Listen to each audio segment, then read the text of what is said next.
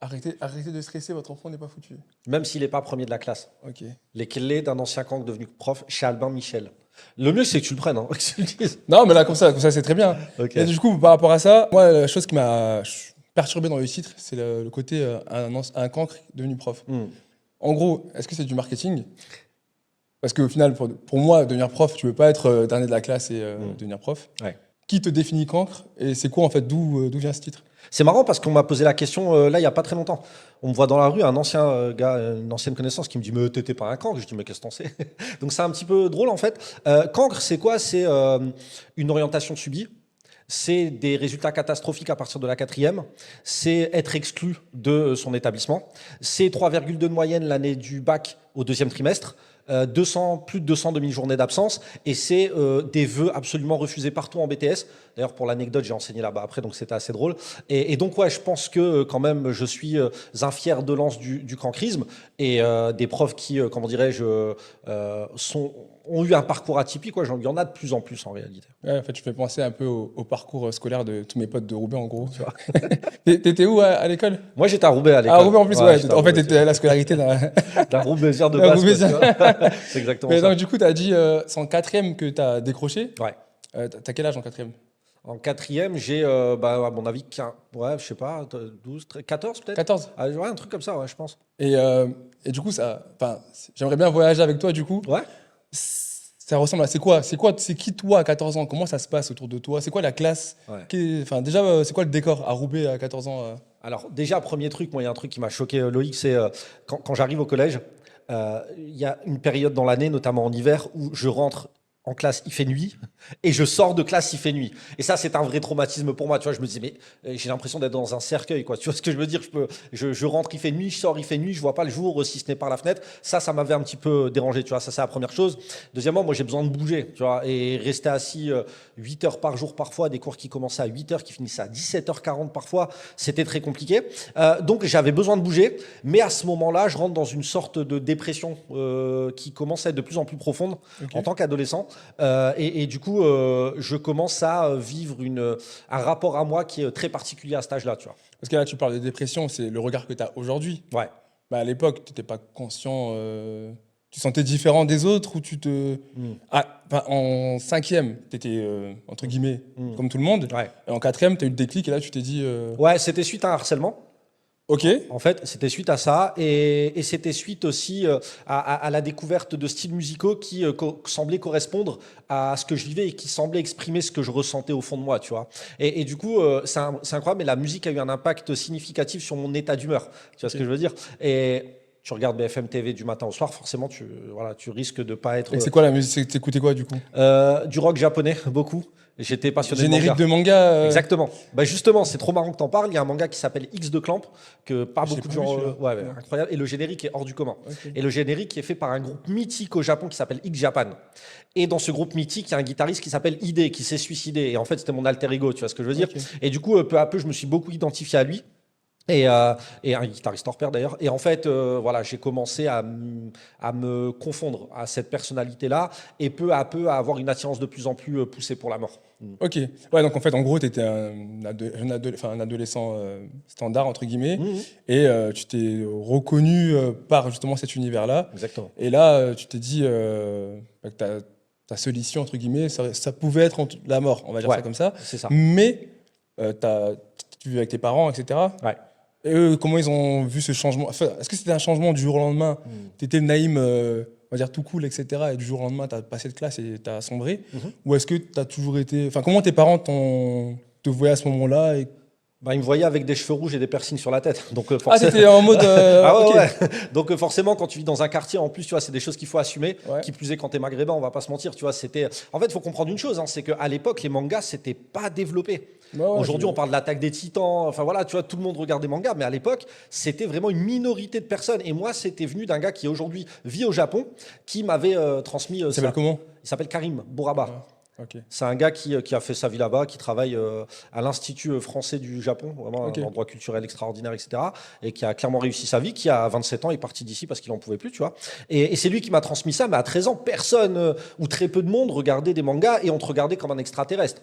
D'ailleurs, quand j'ai été viré, on a mis ça sous le coup des mangas, tu vois. Ok. Et donc, en fait, mes parents, comment ils me regardent, moi, je suis fils unique. Et j'ai une relation fusionnelle avec mes parents. Ok. Ma mère ne mérite pas d'avoir un enfant comme moi, donc je lui camoufle tout.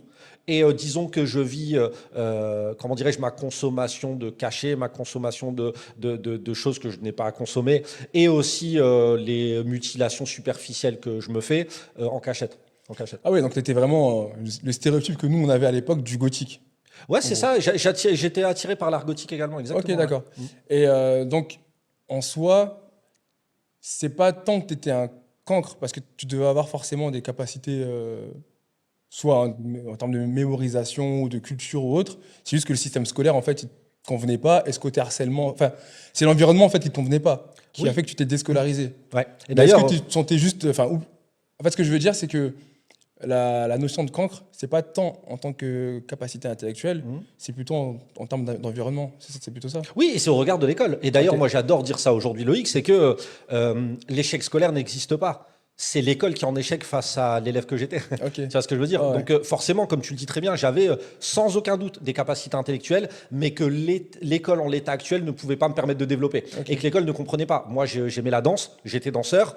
L'intelligence de la danse à l'école, bon, peut-être si tu fais une filière danse et encore danse classique, moderne, etc., le hip-hop, rien à faire, tu vois ce que je veux dire. Donc, effectivement, je suis d'accord avec toi, le terme cancre, c'est au regard des exigences Ok. de l'école, mais force est de constater qu'encore aujourd'hui, beaucoup de parents pensent que leurs enfants ne sont pas capables ou alors que leurs enfants sont voués à l'échec parce qu'ils n'ont pas de bons résultats au regard de l'école. Donc, c'est quelque chose qui est ancré encore aujourd'hui, malheureusement. Mais aujourd'hui, t'es prof. Ouais, pour la dernière année. T'es prof de quoi, du coup? Je suis prof d'économie-gestion. En fait, Ok. j'ai passé l'agrégation Ouais, d'économie-gestion. en école, à la fac, école de. Au lycée, j'ai fait un peu de lycée. fac. Ouais, je fais un peu de fac, etc. Là, je suis en lycée. J'ai eu des lycéens pendant des STMG. Tu sais, ce que personne. Ouais, moi, j'ai fait STG, moi. Ouais, bah à l'époque, c'était STG, tu vois. Ouais. Donc, moi, j'ai fait des STMG aujourd'hui. J'ai découvert les stéréotypes qu'il y avait sur cette filière. J'ai halluciné. Vraiment, parce que c'est une filière qui est très, très, très déchantée, notamment sur les réseaux sociaux. Ouais. Donc, moi, j'ai essayé de participer à redorer le blason de cette filière-là, tu vois, parce que c'est une filière que je trouve vraiment top au niveau des programmes, etc. Et là, ça fait 3-4 ans que j'ai des BTS. Tu vois, notamment l'ancien NRC en NDRC. Ouais, tu vois. moi, j'ai fait ce parcours-là, C'est vrai BTS STG, et après bac STG, après Après, BTS, BTS NRC, Ouais, qui est bah, devenu NDRC. c'est ça, ils ont rajouté le Ouais, digitalisation. parce que moi, du coup, j'ai donné des cours dans une école de com, Ok, et les élèves, ils me parlaient de STMG ok.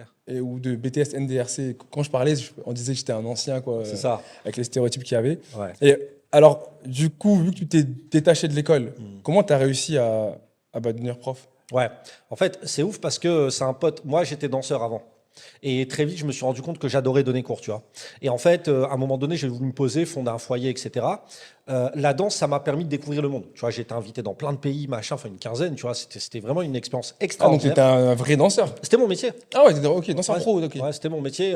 Et en fait, j'allais dans des pays pour dispenser des stages et juger des battles, tu vois. Et à un moment donné, j'ai voulu me poser. Et en fait, c'est un ancien mentor de la danse qui s'appelle Saji, qui était devenu prof Ok. et qui m'a dit deviens prof. Et ça s'est fait comme ça. Donc la première année, j'ai eu 5,5 sur 20 et l'année d'après, j'ai 19,33 à l'un des deux écrits, qui est la meilleure note de France. Et la différence entre les deux, c'est la découverte des neurosciences. Donc je suis devenu prof par le conseil d'un pote qui m'a dit tiens, viens, on va te préparer au concours de prof. Mais rien de destiné à ça, quoi, tu vois, vraiment. Ah, mais en fait, tu m'as donné un truc intéressant, parce que je vais essayer de rester structuré lors de l'interview. Ok. Parce que la neuroscience, ça me parle beaucoup, parce que dans le marketing, je veux essayer de glisser quelques tips ou quelques hacks de neurosciences pour Ouais. augmenter mes résultats. Donc, on en parlera tout au long de l'interview. Ouais. Mais toi, en fait, c'est quoi? T'es hyper actif? Parce que de ce que j'entends, moi, du schéma que je me faisais par rapport au titre, Ouais. c'est voilà, t'étais un cancre à l'école, t'as eu un déclic, t'as travaillé dur pour devenir prof, et aujourd'hui, tu dispenses des cours. Ok. Mais là, tu me dis que t'es coiffeur, wow, j'ai oublié. Que tu me dis que t'as été danseur, que tu parles de neurosciences. tu me parles de prof jusqu'à présent, tu vas changer de ce que j'ai. Ouais. Ouais, je vais changer. Ouais, Tu vas faire quoi du coup? de la formation et du coaching que j'ai déjà commencé, hein, mais je vais mettre à plein temps Tu là-dessus. formes quoi et qui? Je forme des personnes à gagner en pédagogie, c'est-à-dire Ok. des personnes qui veulent devenir formateurs et justement formateurs en technique d'apprentissage, de mémorisation, etc. Je coach des entrepreneurs aussi Ok. qui veulent se lancer dans le e-commerce et dans le closing. Et également, j'ai un institut autour de la spiritualité pour les adolescents. Ah oui, donc tu as aussi une grosse casquette entrepreneur. Ouais, bien sûr, ouais, ça Ouais. fait 7 ans que j'entreprends maintenant. Ok. Ouais. Ah, en fait, on a dû souvent te le dire, t'as pas l'image qu'on a des profs en fait. Ah non, En pas tout du cas. tout. Pas du tout. Et c'est trop marrant parce que lors du premier cours avec les classes que j'ai, je leur parle d'un élève que j'ai eu. Et en fait, cet élève, c'est moi. Et je leur explique le chemin chaotique que cet élève-là a pu avoir et que cet élève-là y est devenu prof et qu'il a formé des profs sur le territoire national parce que c'est mon cas. Et en fait, ça leur permet de comprendre que la personne en face de vous est comme vous. Et c'est pas quelqu'un qui a fait... parce que, on va pas se mentir, tu le sais Loïc, il y a pas mal de personnes en STG à l'époque et STMG qui ont subi leur orientation. Tu vois, moi, je pose Ouais. la question, qui veut être là? Il y a peu de mains qui sont levées. Et donc, premier trimestre, dev perso, etc. Tu vois, donc ça me permet justement de casser la bulle, etc. Mais ouais, j'ai toujours fait plein de trucs, entre guillemets. Ok. Ouais. Mais donc, concernant ton livre, si tu t'adresses à qui? Aux parents ou à ton jeune toi en quatrième? Ah, je m'adresse en fait à plusieurs personnes. Je m'adresse aux parents et l'objectif c'est de les aider à poser un regard différent sur la scolarité de leurs enfants. Tu vois, parce qu'il n'y a pas un jour où je ne reçois pas un message sur Instagram. Mon enfant, il y a eu un mauvais bulletin. Moi, il y a le dernier qui m'a choqué, c'est un papa et il veut le bien pour sa fille. Tu vois. Il m'a dit c'est une catastrophe. Je lui dis vas-y, je t'écoute. Ma fille, elle a eu 11 au premier trimestre. Elle a eu 10,5 au deuxième. Et là, je le regarde, je dis, t'as raison, c'est vraiment une catastrophe, frérot. Et en fait, les parents sont très axés notes. Tu vois, mon enfant doit avoir une bonne note pour avoir un bon bulletin, pour avoir un bon métier, pour réussir sa vie. Le monde a changé. Le monde a littéralement changé et les cartes ont été redistribuées. Donc déjà, premièrement, avoir un autre regard sur la scolarité de leurs enfants et d'expliquer finalement ce que c'est une note. Ça, c'est la première chose. Deuxièmement, aider les personnes qui ont des stigmates de l'école, comme moi j'ai pu en avoir en fait. Tu vois, avoir un autre regard Ok. sur ce que l'école a laissé. Et en fait, le titre est très axé parents, mais je me rends compte de plus en plus avec les retours que c'est pas un ouvrage exclusivement réservé aux parents. Et troisièmement, les profs également. Ok. Bah, j'aimerais qu'on parle du coup des parents Ouais. et des profs. Et peut-être après un peu des élèves, ceux qui sont un peu dans le mal-être ou qui peuvent. Enfin, à qui ton message peut toucher. C'est que moi, étant jeune papa, aujourd'hui, j'ai très peur de l'avenir pour deux choses.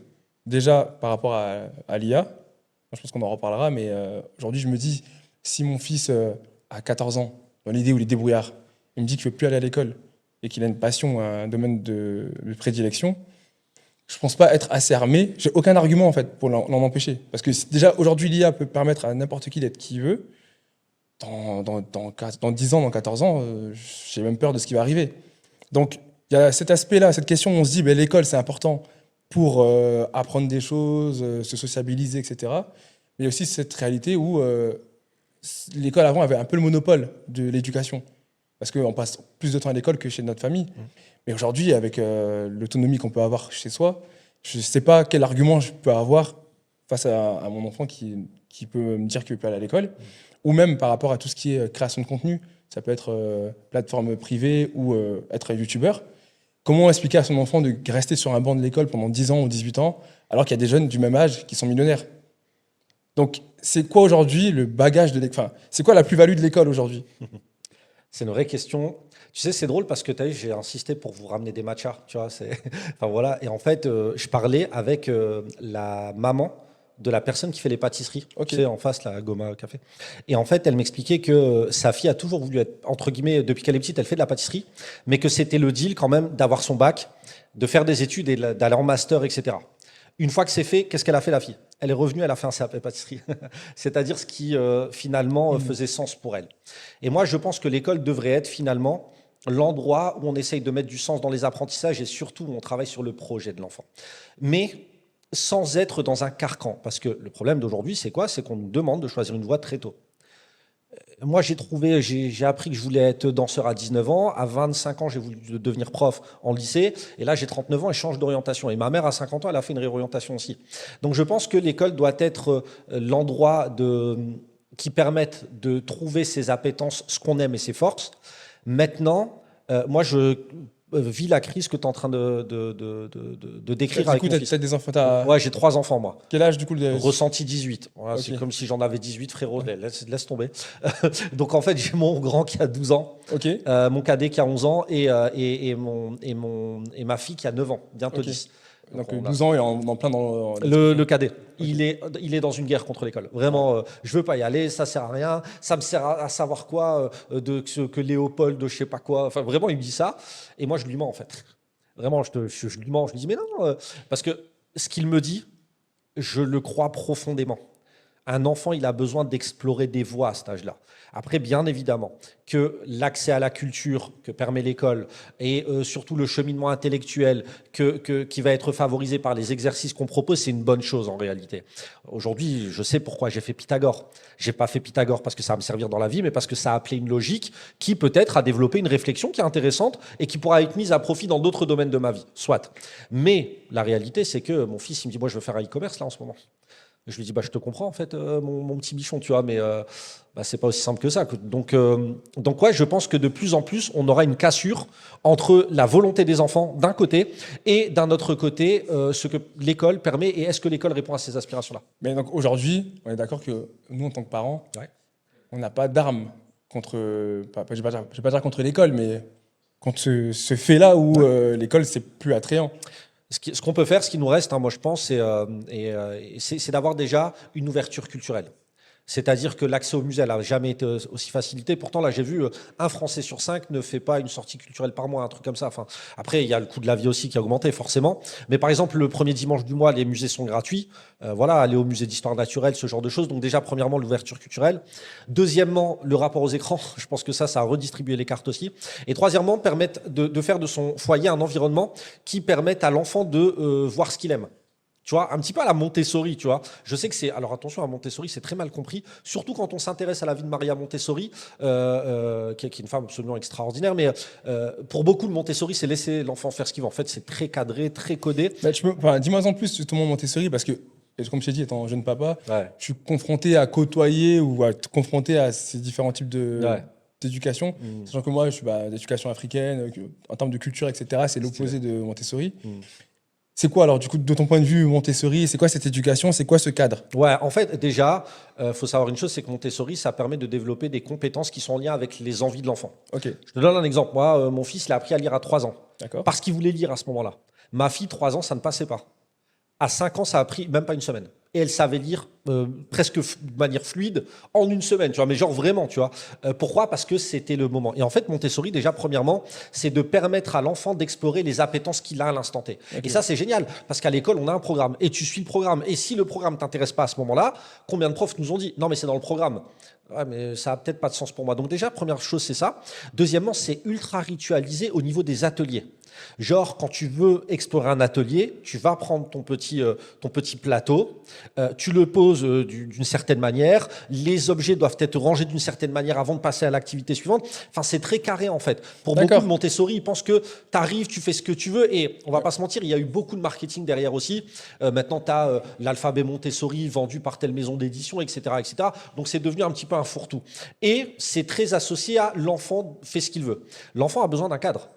Un enfant ne peut pas se cadrer tout seul. Et je pense aujourd'hui en tant que papa, le meilleur service que je peux rendre à mes enfants, c'est de leur donner un cadre, mais qui permette d'explorer ce qu'ils aiment à l'intérieur d'un cadre qui structure tout ça. D'accord, donc alors, Montessori, c'est offrir une autonomie cadrée à Mais c'est l'enfant. ça. C'est trop bien dit. Mais je te dis, moi, c'est vraiment, en fait, l'enfant doit tout expérimenter. Il ne doit pas sentir de frustration, on ne doit pas lui dire non. Enfin, c'est ce que Oui, je sais. les gens appliquent. Et Ouais. pour moi, c'était pas. Après, chacun éduque son enfant comme il veut, mais Bien sûr. pour moi, c'était pas lui rendre service. Et donc, toi, avec ce regard-là, aujourd'hui, en tant que parent, si tu es confronté aux parents par les messages privés, etc., Ouais. mais tu es aussi sur le terrain. Si tu donnes cours dans quelle ville? Moi, je suis sur Lille. Ah, sur l'île. J'ai Ok. fait Roubaix, j'ai fait Lille, j'ai fait Lambersart. Je suis dans la métropole lilloise, en fait. Ok. Je comprends que, comme on a dit, il y a le programme. Comment tu donnes des billes aux élèves pour être curieux, d'aller se renseigner un peu sur la vie, en disant que la vie, c'est pas que Snapchat et ce qui se passe. Comment tu les tiens en alerte sur la vraie vie? Ouais. Alors, plusieurs choses. Déjà, moi, j'ai vu un phénomène, par exemple, tu vois, à Roubaix. Par exemple, à Roubaix, moi, j'ai enseigné à Roubaix. C'était vraiment chouette comme expérience, mais il y a une anecdote que j'aime beaucoup donner. On prépare un bus c'est pour aller dans une journée pour voir l'entrepreneuriat. Donc on rencontre des entrepreneurs, machin, c'est pour les lycées, c'est trop top, tu vois, comme journée. Dans ma classe de 24, je crois, il y en a 7 qui sont venus. Pourquoi ? Parce que manque de repères. Et déjà, premièrement, c'est de permettre à ces élèves-là de bouger de leur quotidien. Beaucoup d'élèves, leur quotidien, c'est quoi ? C'est le quartier, l'école. Le quartier, l'école. Et il y a rien. Parmi mes élèves, il y en a qui n'ont jamais vu la mer, par exemple. Tu vois ce que je veux dire ? Ça paraît fou. À Paris, je sais, j'avais lu le pourcentage d'élèves qui n'ont jamais vu la mer, mais t'imagines même pas, en fait, tu vois. Donc déjà, premièrement, essayer de les amener à s'extraire de leur quotidien et de leurs repères et de les amener à d'autres cercles. Moi, je sais que par exemple, dans ma jeunesse, ça m'a beaucoup aidé d'avoir des cercles dès l'âge de 13 ans. Moi, j'ai fait la première Japan Expo, d'avoir des cercles autour du manga, autour de la musique, autour de la culture, parce que ça m'a ouvert aux rencontres que je pouvais faire au quartier, qui étaient super intéressantes, mais qui étaient différentes. Tu vois. Donc ça, c'est la première chose. Deuxièmement, moi, en tant qu'entrepreneur, j'ai toujours montré les coulisses de mon business à mes élèves. Tout le temps. Regardez, là, j'ai envoyé un mail, j'ai eu tel retour. Regardez, là, j'ai relancé une formation. Regardez, là, j'ai fait une page de vente. Qu'est-ce que vous en pensez ? Parce qu'ils sont beaucoup dans je veux faire de l'argent en ligne. Mais quand il s'agit de faire des efforts, bah là, il n'y a plus personne. Je te donne un exemple. Tu peux être étudiant en BTS et avoir le statut d'auto-entrepreneur. Tu vois, de cumuler les deux. Chaque année, je martèle, lancez-vous, je vous accompagne. Personne ne le fait. Et pourquoi personne ne le fait ? Parce que je pense, c'est mon avis, peut-être qu'il est discutable, que le divertissement a pris trop de place dans la vie des jeunes, notamment depuis que chacun a un smartphone, tu vois, et qu'il scrolle sur les réseaux sociaux. Et on a une vraie guerre à mener à ce niveau-là. Et j'insiste, c'est une guerre, tu vois. Comme dirait l'autre, nous sommes en guerre à ce niveau-là, quoi, tu vois. Mais et bon, par rapport à ton livre, parce que ben là, je comprends à ton parcours que tu as beaucoup de choses et tu es vraiment confronté au terrain. C'est quoi les armes que donne ton livre ? Une fois que j'aurai lu ce livre, en tant que papa, c'est quoi les armes que tu me proposes ? C'est quoi les points d'alerte que tu mets en avant ? Alors déjà, c'est des chapitres très courts et chaque chapitre finit par des outils concrets à mettre à la maison. Okay. Tu vois, ça peut être des moments de gratitude, ça peut être des moments d'échange, ça peut être des boîtes à questions, ça peut être, tu vois, enfin, il y a plein de petites astuces comme ça. Mais la philosophie globale, elle tourne autour de deux choses. Premièrement, l'amour inconditionnel est l'arme la plus redoutable qu'on ait en notre possession pour armer nos enfants pour le monde de demain. Comment se construit un enfant ? Il se construit à travers le feedback que lui fait les adultes, à travers le regard que posent les adultes sur lui. Ce regard va permettre à l'enfant de se définir. Et cette définition va lui permettre de se doter d'estime de soi ou pas. Donc premièrement, avoir des bases solides en estime de soi à travers le regard que je vais lui donner et à travers l'amour inconditionnel que je vais lui apporter. Moi, tu vois, ce qui m'a sauvé, ce qui m'a permis de rebondir, c'est l'amour de mes parents. Sans aucun doute. Parce qu'à un moment donné où j'étais complètement perdu, je me suis posé la question de savoir si je valais quelque chose. Et en fait, je me suis rappelé le regard que les parents ont toujours porté sur moi de manière inconditionnelle et complètement décorrélé des notes. Et je me suis dit, bah ouais, tu vaux quelque chose en fait. Et ça vaut le coup finalement de sortir de ce brouillard et d'aller de l'avant. Tu vois. Donc, premièrement, tu voulais dire quelque chose ? Non, mais justement, en fait, parce que comment concrètement, par exemple, un parent qui n'a pas été aimé par ses parents ou qui a plein de carences, comment aujourd'hui, toi, tu peux l'aider ou c'est quoi les techniques que tu proposes pour que la personne puisse montrer cet amour à son enfant ? Enfin, technique, peut-être ça n'existe pas, hein, mais c'est quoi comment toi, tu peux m'aider à dire à mon fils, nous donner de la valeur, etc. Ouais, c'est intéressant hein, parce qu'en fait, tu as un chemin, comment dirais-je, de base qui, en principe, part de l'estime de soi, qui va permettre après d'amorcer la connaissance de soi, qui va aboutir à de la confiance en soi et qui va... C'est pas l'ikigai ? Non. L'ikigai, c'est un petit peu différent. C'est ce pourquoi je suis bon, ce pourquoi je veux être payé, etc., etc. Mais c'est super intéressant pour le coup et qui va déboucher sur l'affirmation de soi. C'est-à-dire que tout ça, c'est le cercle normal, comment dirais-je, de construction d'un enfant dans la société.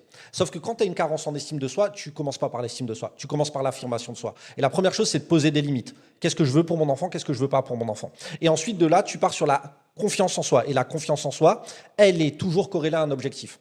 Et donc, je pense que une personne qui aurait des carences sur l'amour qu'elle a reçu, bah finalement, c'est de se dire je vais mettre des projets en place avec mon enfant et rien que ça va créer des moments sympas et ça va créer des souvenirs. Et justement, c'était la deuxième chose que j'allais dire. Les parents doivent comprendre que votre enfant ne retiendra pas les notes qu'il a, il retiendra les émotions que vous lui avez fait ressentir quand il vous a annoncé vos notes. Les notes qu'il a, pardon. Il ne retiendra pas s'il a 8 ou 4 ou autre, mais il retiendra votre réaction. Et en fait, de cette réaction-là va naître un sentiment. Le sentiment de se sentir capable ou de ne pas se sentir capable. Et c'est bien ça qui va laisser des stigmates et des séquelles dans sa vie future. Et donc, deuxième arme qu'on a, et ça rejoint un petit peu ce que tu disais, c'est de ne rien mettre dans le marbre et de toujours prendre du recul sur ce que les autres disent de mon enfant. Après, pour répondre à ta question plus précisément, je pense que déjà, quand on est papa ou maman, il faut avoir de la gratitude par rapport à ça. On est dans un pays qui est en paix. On a un toit avec nos enfants. Et je pense que rien que ça... Enfin, moi, tu sais, même d'un point de vue spirituel, j'aurais peut-être pu ne pas avoir d'enfant. Ok. Et c'est dur. Moi, j'ai un enfant qui est porteur de TSA, tu vois, trouble du spectre autistique. Il a Asperger, tu vois. Donc, c'est une forme d'autisme. T'imagines bien que tous les jours, c'est pas évident. Mais en fait, je me dis, cet enfant-là, c'est mon plus beau cadeau. Parce qu'en fait, il est en train de développer chez moi une résilience et une force que je ne pensais même pas avoir, et une patience que je ne pensais même pas avoir. Et donc, je pense que la gratitude d'être parent, c'est quelque chose qui doit être mis en avant, parce qu'on parle beaucoup des difficultés, des burn-out, etc., qui existent et qu'il faut traiter. Mais peu de fois, on parle de la gratitude d'être parent, et je pense que c'est une porte d'entrée pour justement donner encore plus d'amour à son enfant lorsqu'on n'en a pas eu. Ouais, super profond et très intéressant, parce qu'en fait, du coup, là, tu me parlais de le fait que l'enfant retient plus l'émotion que tu as par rapport à la note. En tant que parent, qu'est-ce que tu leur dis si l'enfant a 6 sur 20? Comment il doit réagir du coup aujourd'hui? Parce que nous, à l'époque, on sait, bon, on a 6 sur 20, on s'attend à se faire tuer par nos parents, etc. Donc aujourd'hui, c'est quoi alors? C'est quoi la solution là? Alors, Loïc, il faut que je te raconte. Ouais, justement, dis-moi s'il a un 6 sur 20, comment tu réagis? S'il a 10, comment il réagit? Et quand il a 18, comment il réagit? Ok, super intéressant. C'est trop bien justement d'avoir un framework, tu vois, Ouais. un petit peu comme ça. Alors moi, il m'arrive un truc avec mon fils cadet, justement, qui est venu me voir et qui m'a dit Papa, faut que je te parle. Tu vois, j'adore cette histoire, je la raconte dans tous les podcasts, donc désolé. Il me dit Papa, faut que je te parle. Et il fait que ça de sa journée. Je me dis tiens, c'est bizarre, tu vois, qu'il me dit ça. Donc j'arrive et je lui dis je t'écoute. Et il me dit voilà, j'ai eu un 3 sur 20. Et là, Loïc, je ne savais pas quoi lui dire. Vraiment, je ne savais pas. Parce que j'avais peur de ma réaction, j'avais peur de lui dire quelque chose qui le blesse, j'avais peur d'être contre-productif en réalité. Et surtout, je l'ai vu bosser. Tu vois, je l'ai vu faire des efforts. Et je le regarde et je lui dis d'accord. Et donc, et là, il me regarde et il me dit t'as raison, papa, c'est pas si mal. Et j'ai adoré sa réaction. Pourquoi j'ai adoré sa réaction? Parce que c'est la réaction d'un enfant qui ne va pas, comment dirais-je, déprimer face à une note. Pourquoi? Parce que moi, ce qui m'intéresse, c'est que j'ai vu mon enfant faire des efforts. Et en fait, on a fait de cette note un ajustement. C'est-à-dire qu'on s'est dit, ben, tiens, là, on a un signal, l'évaluation n'a pas été, on va essayer de comprendre ce qui n'a pas été pour s'améliorer. Dans l'entrepreneuriat, c'est pareil. Dans le modèle anglo-saxon, ils recrutent des mecs qui ont coulé des boîtes. Pourquoi? Parce qu'ils ont fait tous les échecs du monde et donc ils ne vont pas reproduire ces erreurs-là dans leur nouvelle boîte. Donc, premièrement, je pense que quand mon enfant a une mauvaise note, mais qu'il a fait les efforts nécessaires, il faut valoriser les efforts plutôt que le résultat. Autre piège, un enfant qui a 18 sur 20. Il y a une douleur dont on parle peu, c'est les enfants qui sont perfectionnistes. J'ai eu 18, j'ai pas eu 20. Et donc, avec eux aussi, il faut relativiser la note. Et il y a Carol Dweck, dont je parle, qui parle beaucoup de growth mindset. Elle a fait des conférences sur TEDx, etc. Et elle parle d'un piège. À force de faire trop de compliments à un enfant, il se repose sur ses lauriers. Si tu dis constamment, à la moindre occasion à ton enfant, c'est excellent ce que tu as fait, c'est excellent ce que tu as fait, ce qu'il risque de faire implicitement, et les études le montrent, c'est qu'il risque de se reposer sur ses lauriers. Il faut valoriser, hein, bien évidemment, il faut le valoriser. Mais à outrance, ça va créer quelqu'un qui va se reposer sur ses lauriers et qui ne va plus voir les efforts nécessaires pour développer ses compétences. Mmh. Et donc, ce qu'il faut faire, c'est valoriser toujours l'effort et relativiser le résultat.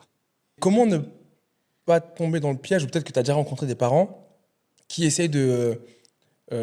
comment dire? Tu sais, quand tu as eu des échecs en tant qu'enfant, tu te dis, ben voilà, mon enfant, il ne va pas répéter la même chose, etc. Moi, je veux ce qu'il y a de mieux pour lui. Donc, tu vas le coacher pour qu'il soit la meilleure version de toi-même. Ouais. Tu as déjà été confronté à ce type de parents? Complètement. Et en fait, c'est quoi la réalité? Parce que moi, j'en connais pas. Juste, je le vois dans des films, etc. Ouais. C'est quoi la réalité? Qu'est-ce que tu en penses? Et c'est quoi les clés que tu leur donnes à ces parents-là? Complètement. C'est trop marrant parce que ce matin, j'étais en session de recrutement avec une professeure qui va intégrer l'Institut. Et elle m'a dit quelque chose qui a marqué. Elle m'a dit, je ne suis pas un prof, je suis un coach. Et je lui ai dit, c'est un truc de fou parce que la semaine dernière, j'ai donné une interview et j'ai exactement mot pour mot utilisé ce terme-là, le terme de coaching. Je pense que les élèves ont besoin de ça. Ils ont besoin de quelqu'un qui voit en eux ce qu'ils ne voient pas encore en eux. Maintenant, par rapport aux parents. Moi, quand j'ai préparé mon concours de prof, j'étais à la fac. Et je révisais, à côté de moi, il y avait un gars, et tu sais, à force de réviser de jour en jour, on sympathise. Et je lui dis, tu fais quoi? Il me dit, je suis en 2e année de droit. Je lui dis, c'est génial. Il me dit, non, c'est nul. Je dis, bah, pourquoi tu fais du droit? Il me dit, pour mon père. Mon père veut absolument que je sois avocat. Et en fait, les parents doivent comprendre un truc. Premièrement, votre enfant n'est pas une performance à optimiser, c'est un être avec des émotions. Ça, c'est la première chose. Et deuxièmement, votre enfant n'est pas là pour rattraper votre vie. Il y a beaucoup de parents qui projettent sur leurs enfants, et le projet Mbappé, alors ça, numéro un, tu vois, mais qui projettent sur leurs enfants ce que eux n'ont pas réussi à faire. Question, est-ce que ça fait sens pour votre enfant? Et à un moment donné, il faut accepter que, regarde, moi, par exemple, j'ai un enfant qui kiffe la pâtisserie, bah, le plus grand, il kiffe la pâtisserie. Demain, il me dit, je vais aller en pâtisserie, mais je fonce lui acheter un tablier. Bon, qu'il a déjà. Mais moi, pour moi, ça fait pas sens. J'ai jamais kiffé la pâtisserie, sauf les manger, je pense que ça se voit. Mais en tout cas, ce que je veux dire par là, c'est que votre enfant n'est pas là pour attraper votre vie. Et ça, il faut vraiment le comprendre parce qu'il risque de souffrir de ça. Et c'est pour ça qu'à 40, 50, voire même plus, on voit des reconversions, des personnes qui se disent, bah non, moi, je suis pas aligné, en fait. Là, la manière dont tu me parles, etc., j'ai l'impression que tu as la clé de beaucoup de. Tu vas pas trouver les solutions, mais tu peux mettre la lumière sur beaucoup de points de pédagogie au niveau des parents. Et en fait, comment on peut savoir si on est dans ce type d'éducation ou pas? Et est-ce qu'il y a des exercices, encore une fois, qui permettent de savoir si on met la barre trop haute ou trop basse, ou si notre enfant est aligné avec. Parce qu'aujourd'hui, les parents sont perdus. Parce qu'il y a les réseaux sociaux, il y a. Nous, on est une génération, par rapport à nos parents, on est beaucoup plus souple, on a le temps, on écoute l'enfant, on négocie avec l'enfant et tout. Et il n'y a pas de baromètre pour savoir si on a un bon ou un mauvais père ou une mauvaise mère. Donc, c'est quoi aujourd'hui, toi, les clés que tu donnes aux gens qui te posent ces questions-là ou l'avis que tu as par rapport à ça? C'est ouf, hein, parce que, tu sais, je ne sais pas si tu es d'accord avec moi, Loïc, mais quand tu deviens parent, tout le monde te conseille.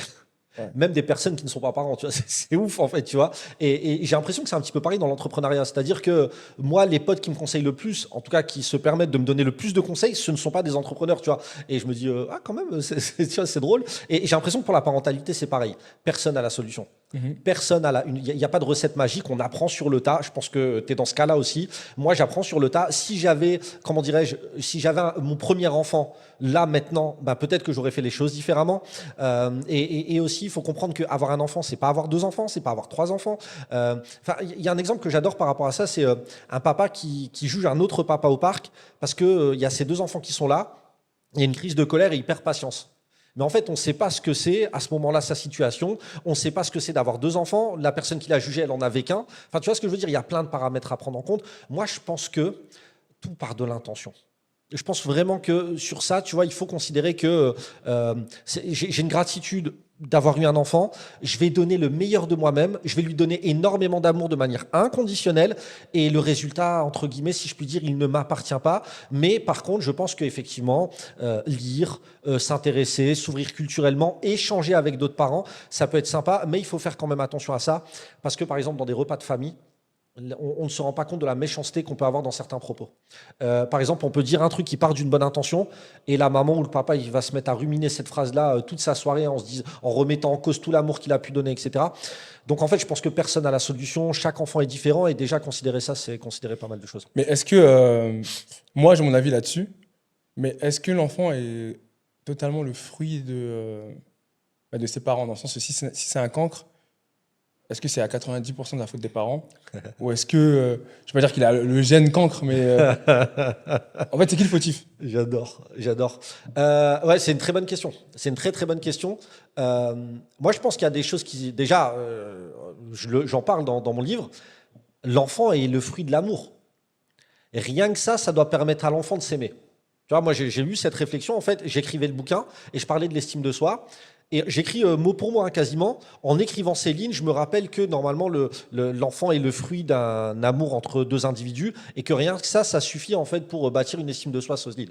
Donc, moi, je pense, je suis très dur avec. Je suis pas dur, mais je suis objectif plutôt. Mais je suis très critique à l'égard de l'école. Quand on voit le temps qu'un enfant passe à l'école et quand on voit les résultats qu'il peut avoir en sortie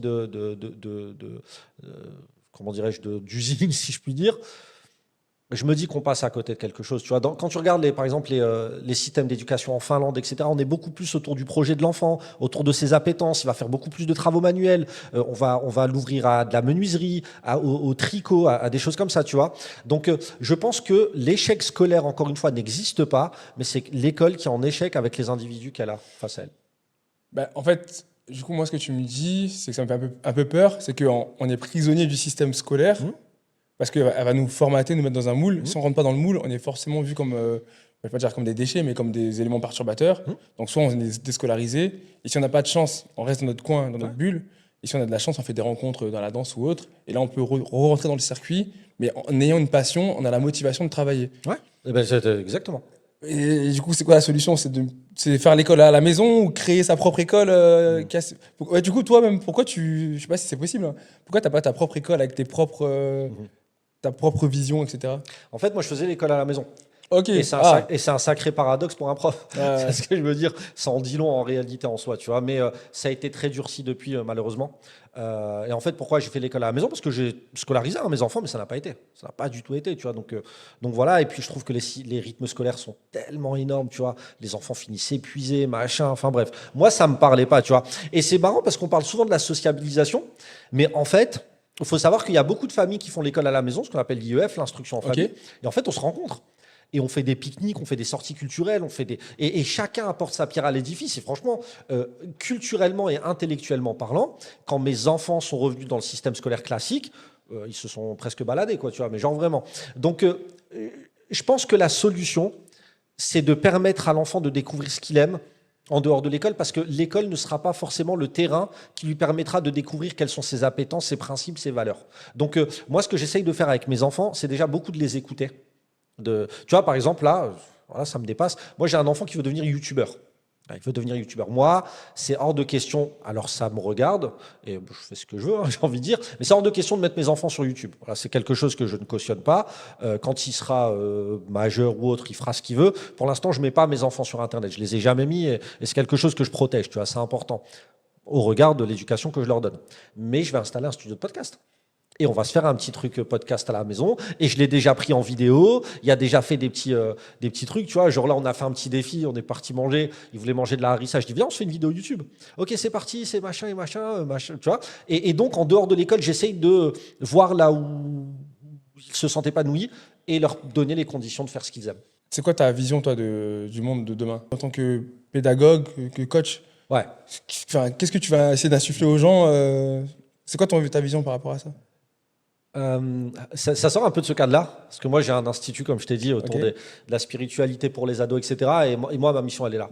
Permettre aux ados de comprendre que la spiritualité offre des clés pour mieux vivre intérieurement et pour être en harmonie avec les autres. Tu vois. Moi, je pense que ce qu'il y a de trop beau dans mon métier, c'est que j'essaye humblement de participer à... tu vois, moi, je suis parti me couper les cheveux hier pour le podcast, là, aujourd'hui. Ok. Je voulais être un peu présentable, tu vois, Loïc, c'est important. Et en fait, j'arrive dans le salon de coiffure et il y a un ancien étudiant qui est là, que j'ai eu, et qui se fait couper, etc.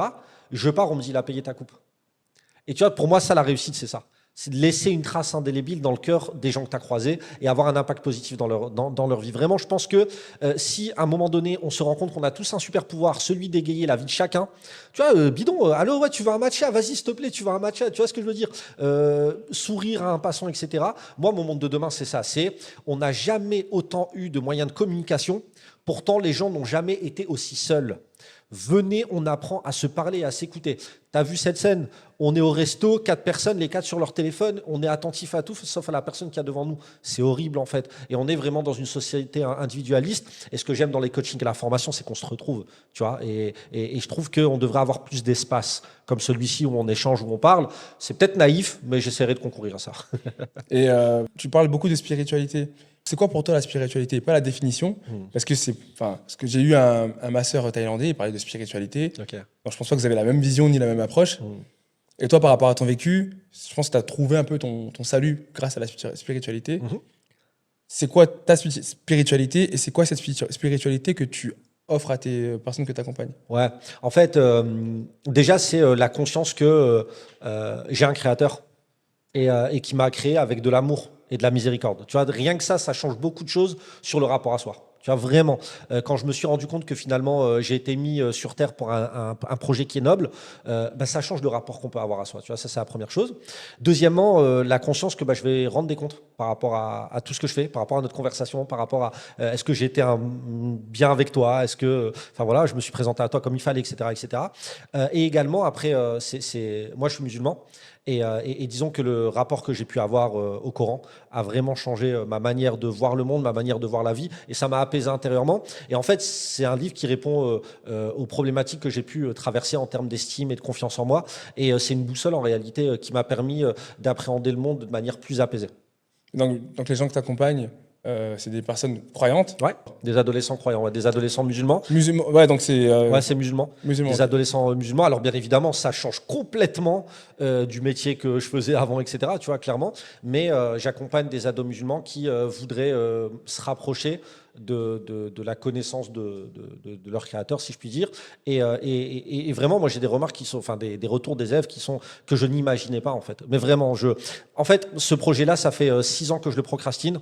J'étais en Indonésie. J'ai médité face à l'océan et je l'ai lancé comme ça sur un coup de tête. Et les retours que j'ai sont insoupçonnés, et c'est vraiment ma mission de vie, en fait. Alors, ce terme-là, il est un peu galvaudé, etc., machin, mais pour le coup, ce que je veux dire, c'est que je suis vraiment aligné avec ce truc-là, et les retours que j'ai, que ce soit des parents et des enfants, me prouvent qu'il y a un bien dans ce que je fais, et il y a un retour qui est extraordinaire. Ta mission, c'est d'aider les adolescents le plus possible. Après, toi, par rapport à ton parcours, c'est peut-être plus facile de te nicher avec les enfants musulmans. Et pourquoi tu t'ouvres pas entre guillemets à tout le monde? Ou est-ce que les armes que tu as sont beaucoup plus puissantes parce que le public musulman est plus réceptif par rapport à tes références, par rapport au Coran, etc. Ouais, c'est une bonne question. Alors, déjà, ce truc-là, je l'ai fait durant toute ma carrière de prof, vraiment. Moi, ce qui m'intéressait dans mes classes, c'est de m'assurer que les gens se sentent bien émotionnellement. Je te donne un exemple très concret. J'ai été inspecté il n'y a pas longtemps, et moi, en début de cours, je demande à chaque élève s'il va bien. Je fais l'appel, ça va Loïc, bien mangé ce matin, machin, etc. Et on passe. Et l'inspecteur m'a dit, c'est peut-être un peu trop de demander à chacun si ça va. Attends, je vais te couper, je suis obligé, on va passer à autre chose. Parce que là, je t'écoute parler, et en fait, tu as dû avoir entre guillemets, des dingueries par rapport à ton parcours. Vu que t'es pas dans les clous. Tu sais, je te vois un peu, après j'exagère un peu comme Onizuka. Ok. Tu vois, on m'appelait Onizuka au début. Voilà, tu vois, ton parcours, tu te sers de ton parcours pour apprendre aux élèves, et tu as un lien direct avec eux. Bien sûr. Et ils sentent que toi, tu es la vraie vie. Donc, au niveau des inspections, au niveau des parents, etc., tu as déjà eu des retours négatifs, des gens qui se plaignent parce que tu n'as pas demandé à leur enfant s'ils ont bien dormi. J'adore. Moi, c'est les collègues. Les collègues ont vraiment eu du mal avec moi, mais on m'a prévenu dès le début de ma carrière. Moi, je me souviendrai toute ma vie, il y a une CPE qui m'a dit, t'es un ovni et tu vas pas te faire que des amis. Qui, pourtant, elle a adoré mon travail parce que je checkais chaque élève en fonction de son orientation. Tu vois, la première année, je faisais ça. Il y avait des checks assez drôles quand même, tu vois, mais enfin voilà. Et du coup, elle passe dans le couloir, elle voit ça. Elle me dit, mais qu'est-ce que tu es en train de faire? Je dis, ils ont chacun une orientation. Donc, on a défini une salutation pour chacun. Elle m'a dit, c'est excellent, mais sache un truc, c'est que ça va pas plaire à tout le monde, tu vois, cette manière de travailler. Donc, ouais, je me suis pris des réflexions, etc. Mais moi, mon objectif, c'était que les élèves se sentent bien pendant ma classe. Et en fait, tu te rends compte qu'il y a beaucoup d'élèves qui te demandent à te parler après le cours. Bien évidemment, il faut connaître les limites de son savoir. Moi, je suis pas psychologue, je suis pas psychiatre, hein, mais j'oriente, tu vois, et j'écoute surtout. Et parfois, c'est juste avoir un adulte qui m'écoute. Tu vois, c'est juste ça, en fait. Même si tu n'as pas des réponses. Donc, je l'ai fait pendant ces 10 ans avec des jeunes, etc., dans mes classes. Mais en fait, si tu veux, le Coran a eu un impact dans ma vie par rapport à l'état dépressif que j'ai pu vivre en fait en tant qu'adolescent. Et en fait, si j'avais connu ça en tant qu'adolescent, j'aurais pas eu les traumas que j'ai eu finalement. Et donc c'est pour ça que moi, c'est un livre qui m'a changé la vie. Tu vois, c'est un livre que je continue de réviser, que j'ai mémorisé, etc. Donc j'ai un rapport à ce livre-là particulier qui me pousse à aider les jeunes musulmans à aller dans ça. Mais par contre, je continue à donner des conférences à des jeunes, je continue à échanger avec des jeunes, indépendamment de leur, tu vois, de leur religion ou de leur croyance. Enfin, moi, je vois pas ça quand je vois un être humain, tu vois, ça m'est égal. Mais disons que sur cet institut-là, c'est vraiment le cheminement que j'ai eu, que je mets au service de. Enfin, j'aurais voulu avoir ça à leur âge. Tu vois, oui, bien sûr, c'est ça. Par rapport à ton livre, alors, c'est qui les gens qui l'achètent? C'est qui les gens qui te font des retours? Quand tu l'écrivais, tu imaginais que c'était qui en fait en face de toi? Ouais, j'imaginais que c'était le parent complètement déprimé parce qu'il est convaincu que son enfant ne réussira pas sa vie parce qu'il a des mauvaises notes. C'était vraiment ça mon intention. Et les retours que j'ai, c'est beaucoup de parents justement qui traversent ça. Et moi, il y a un message qui m'a fait pleurer là il y a quelques jours où une maman disait que en fait son livre, la lecture du livre avait changé complètement le regard qu'elle a sur la scolarité de son enfant et qu'elle avait échanger avec des profs et que du coup, ça a créé quelque chose de plus sain dans la relation parents, profs, enfants. Parce qu'il y a une vraie souffrance aussi à ce niveau-là, c'est qu'il y a une crise de confiance entre l'école, les parents et l'enfant qui est en train de s'installer. Et c'est pas la faute des profs, parce que faut se dire aussi un truc que j'aime bien dire, les profs galèrent. On ne permet pas aujourd'hui, en 2026 en France, aux profs de faire leur métier correctement. Et c'est aussi pour ça que je m'en vais en réalité, tu vois. Donc mon objectif, c'est d'apaiser les parents. Vraiment, si on peut apaiser les parents et remettre le curseur de la réussite, tu sais, tous les entrepreneurs, peut-être pas tous, mais franchement 80% des entrepreneurs que je connais qui ont ultra réussi, qui sont super épanouis, bah, ils n'ont pas eu un parcours académique extraordinaire. Ça ne veut pas dire que forcément si tu n'as pas un bon parcours académique, tu vas être un bon entrepreneur, hein, c'est pas ce que je dis. Mais ça ne veut plus rien dire entre guillemets aujourd'hui. Et puis des personnes qui ont des masters et qui ne se font pas recruter, qui trouvent pas de travail, ou qui alors commencent avec un salaire qu'ils ne veulent pas parce que forcément ils ont fait des études longues, bah, il y en a plein aussi. Moi je reçois tous les ans des messages d'anciens étudiants qui s'y retrouvent pas, quoi, tu vois, après avoir fait un master. Est-ce qu'il y a un protocole pour les parents qui se rendent compte que leur enfant, ça y est, décroche, du jour au lendemain, commence à ramener des mauvaises notes? Ouais. Est-ce qu'il y a un guide Ouais, faut lire mon livre. Non, alors plus sérieusement. Ah, mais justement, en fait, est-ce que tu en parles dans ton livre? Oui, bah, bien sûr. Et c'est quoi un peu le... Il y a des signaux quand même qui doivent alerter. Et puis, je pense qu'une mauvaise note, c'est pas une fatalité, c'est un signal peut-être qui appelle à explorer d'autres voies. Tu vois, ça, c'est la première chose. Deuxièmement, parler avec l'enfant, voir ce que lui, il pense de ses notes finalement. Tu as des enfants, j'ai une mauvaise note et je m'en fous complètement. Tu as des enfants, j'ai une mauvaise note et c'est la fin du monde, je suis en larmes, etc. Une maman m'en parlait récemment. Donc, je pense que déjà avoir une discussion aussi avec l'enseignant, tu vois, je pense que il faut... Souvent, on va avoir des parents, des profs pour se plaindre. Mais on va très peu voir des profs pour essayer de trouver des solutions ensemble, etc., etc. Et puis faire attention aussi à un piège. Tu en as parlé tout à l'heure, tu as parlé du moule. Tu vois, tu disais, voilà, l'école, ça met dans un moule, etc. Là, il y a un autre phénomène, c'est qu'on met des étiquettes. Okay. Et les étiquettes, c'est dyslexique, TDAH, dyspraxique, machin, et les neuroatypies en réalité. Donc je pense aussi qu'il faut faire attention à ce piège-là et veiller à ce que l'enfant ne se définisse pas en fonction de ces étiquettes. C'est très intéressant que tu dis ça parce que je vois sur les réseaux, l'autodiagnostic, etc. Enfin, comme tu parlais d'étiquettes, pour moi, c'est un réel fléau. Ouais. En tant que prof, tu dois le voir, forcément. Ils vont dire, ah, mais oui, c'est pas grave, il est hypersensible, il est HP, etc. T'en penses quoi de ça? Parce qu'au final, l'enfant, il a justement cette étiquette et ça justifie tout, je pense. Donc, En fait, moi, j'ai des étudiants depuis 3-4 ans et l'idée, le phénomène que je vois, c'est que par exemple, j'ai eu un étudiant absolument remarquable qui est dyspraxique et qui n'acceptait pas les aménagements par peur du regard qu'on allait poser sur lui. Dans une classe ultra bienveillante, vraiment ultra bienveillante pour le coup. Et donc, il y a cette douleur-là aussi de certains élèves qui, malheureusement, ne veulent pas, bénéficier des aménagements qu'ils ont par peur du regard des autres et de la stigmatisation. Ça, c'est un problème dont on doit parler.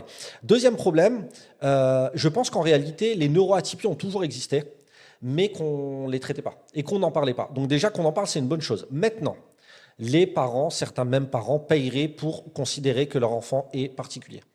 Il y a un petit peu de vanité en réalité dans ça, tu vois. Et il y a aussi, comme tu l'as dit, parfois, le fait de trouver moi, j'étais dans le déni avec mon enfant. Tu vois, je te donne un exemple très concret. Mon enfant, il est Asperger, même si ça se dit plus, mais bon, passons. Il est autiste. J'étais dans le déni. Il est particulier. Les gens ne le comprennent pas. En fait, non, il était autiste et je voulais pas mettre des mots là-dessus en réalité, tu vois. Donc, mais par contre, la reconnaissance de l'autisme est venue après un bilan établi par un professionnel. Tu vois, et ça, c'est important. Et aussi, il y a quelque chose que je dis, c'est à force de considérer que tout le monde est exclusif, on n'aide pas les gens qui en ont vraiment besoin. Tu vois, c'est comme un petit peu les victimes. Si tout le monde se victimise, on ne pourra plus aider les victimes. Et bien là, c'est un petit peu pareil. Moi, je pense qu'il faut être prudent par rapport à ça et faire attention à ce qu'on dit devant l'enfant. Moi, il y a des parents, je les rencontre. Première chose, hein, ça fait 2 minutes que je les vois. Ouais, parce qu'il est TDAH, laisse-le tranquille. C'est comme, je sais pas, tu as un enfant, c'est quoi ton prénom, Bichon? Ah ouais, elle est timide. Bah, dis-lui qu'elle est timide. Je dis elle, mais ça aurait pu être il. Hein. Dis qu'il ou elle est timide toute sa vie, tu verras à 40 ans si elle va être avenante ou si elle va être timide. Et donc, il faut faire aussi attention à ça, c'est que les parents ne se rendent pas compte qu'eux-mêmes mettent dans un moule les enfants. Maintenant, les neuroatypies existent et ça demande des accompagnements et ça demande aussi des accompagnements par des professionnels, des orthophonistes, etc. Et tu l'as très bien dit, l'autodiagnostic, il faut arrêter. Moi, quelqu'un, il m'a dit pas longtemps, ouais, je pense que je suis TDAH. Non, t'es peut-être feignant aussi, tu vois ce que je veux dire. Bah, pardon, hein, tu vois, à un moment donné, il y a ce truc-là. Moi, on m'a dit ça un jour, une personne m'a dit ouais, je me lance pas dans l'entrepreneuriat parce que je suis multi-potentiel, je sais pas quoi et tout. J'ai dit, bah, si tu te dis ça toute ta vie, tu vas jamais rien faire en fait. Ouais, c'est clair. C'est un peu facile. Mais après, on va clôturer sans doute là-dessus. Tu parlais d'accompagner les adolescents, de dépression, c'est quelque chose aussi que tu as connu. Comment accompagner un enfant qui est dépressif? Parce qu'il y a aussi ce côté aussi culturel toujours où la dépression, c'est pour les autres. Comment on accompagne un enfant Ouais. Déjà, je pense que prendre soin de soi, c'est important. Tu vois, En tant que parent, prendre soin de soi? ouais, Ok. ouais. Il y a beaucoup de parents, tu vois, notamment la maman. La maman, qu'est-ce qui se passe? Elle porte la vie. Elle sacrifie son corps. Son corps est flingué. On va pas se mentir. Et implicitement, ce que je vois beaucoup chez les mamans, c'est que j'ai sacrifié mon corps. Alors implicitement, je vais sacrifier ma vie pour le bien de mon enfant. J'ai sacrifié mon corps pour mettre au monde et pour le bien de mon enfant. Et donc, implicitement, je vais continuer ce cheminement-là. Mais un enfant, il a besoin d'un parent qui va bien. C'est la première chose. Je pense que les parents ont un rôle à jouer manifeste sans, comment dirais-je, leur faire porter le chapeau, hein, que les choses soient bien claires. Beaucoup d'empathie là-dessus. Mais je pense qu'un enfant, qu'on le veuille ou non, s'identifie à ses parents et qu'un parent qui va prendre soin de lui, qui va faire attention à lui, qui va faire attention à bien s'habiller, vraiment à prendre soin de sa personne, ça va déjà avoir un impact sur le regard que peut poser l'enfant sur ses parents et donc sur lui. Ça, c'est la première chose. Deuxièmement, je pense qu'il faut pousser l'enfant à prendre soin de lui aussi, une fois que ça, c'est fait. C'est-à-dire, moi, malgré tout, la pratique du sport, la pratique de la marche, c'est quelque chose que je recommande. Et aussi, quelque chose qu'on doit dire, c'est que les réseaux sociaux, les enfants Pourquoi il y a de plus en plus de dépression aussi? Parce que les enfants se comparent de plus en plus.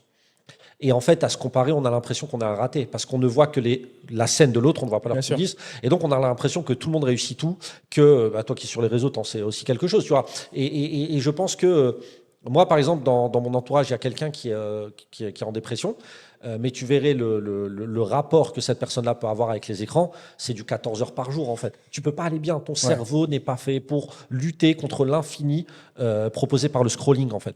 Et donc, je pense que déjà, ces pans-là, avoir des discussions, avoir des moments d'échange, avoir des moments où vraiment tu laisses les écrans, etc., ça peut être bien.